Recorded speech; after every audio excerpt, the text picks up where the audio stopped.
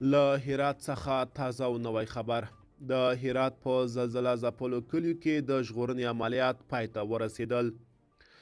د هرات په زلزله ځپلو کلیو کې د قربانیانو د ژغورنې او له خاورو را ایستلو 15 ورځني عملیات پای ته رسېدلی دي. یو شمېر زیانمن شوي چې کورونه یې په بشپړه توګه ویجاړ شوي له سرپرست حکومته او نړیوالې ټولنې غواړي چې سرپناه ورته جوړه کړي. په همدې حال کې د قزاقستان مرستندویه ډله د وروستي ځل لپاره په ویجاړیو کې پلټنې کوي تر څو د زلزلې هیڅ یو قربانۍ تر خاورو لاندې پاتې نه وي. د ژغورنې عملیاتو پای ته رسېدو سره د قزاقستان، ترکیې، ایران او چین په ګډون د ځینو هیوادونو او همداراز د مرستندویه بنسټونو له لورې په ویجاړو شویو کلیو کې د مرستو لړۍ دوام لري.